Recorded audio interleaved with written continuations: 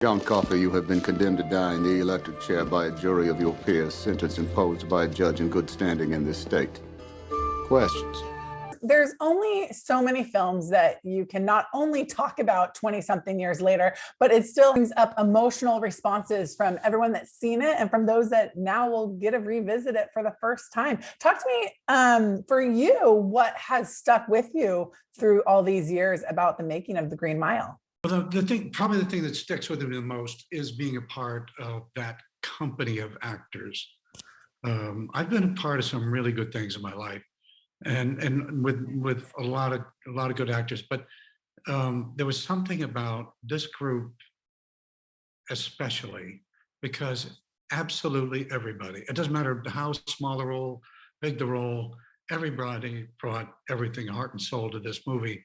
And just to be a part of that was fantastic. It was a gift, but also that then the movie went on to have the kind of life it did and the meaning that it did is it's something you don't get it very often in your life.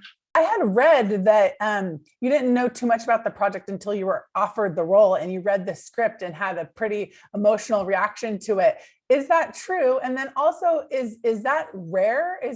When you read scripts, do you base them on whether or not you have a visceral reaction, or are they few and far between? Yes, I do base it on a visceral reaction. Most of the time is this stinks and I don't want to be a part of it. But most of the things, if I don't have some kind of reaction to it, I won't do it. And that doesn't mean everything is on the level of The Green Mile, but there has to be something in there, or I'm not going to do it. But this one, because I had read the books and I already knew I loved the story. Then when I read the script, it was, it just was even more so. And just with the idea that I could somehow possibly be in this movie, I wasn't even sure what role Frank would ask me to do. When he asked me to do Brutal in it, it's like, holy crow, I don't want to say it's the best role in it, but it's a great role.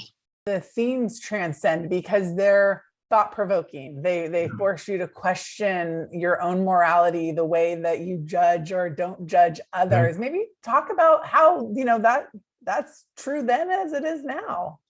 Yeah, well, clearly a lot of people had. Let's just say, first of all, we're telling a story on death row. I've done work in prisons, and I've spent time with people in prison who have murdered people, and we have an idea of what people who murder other people should be, and that's not always the case. And I think that's one of the things in The Green Mile is you see these people in there through whatever circumstance in their life, it's brought them there.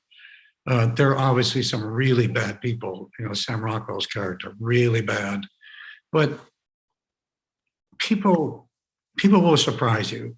And that's one of the things that I think Stephen and Frank captured in this is surprising us with this world on this death row.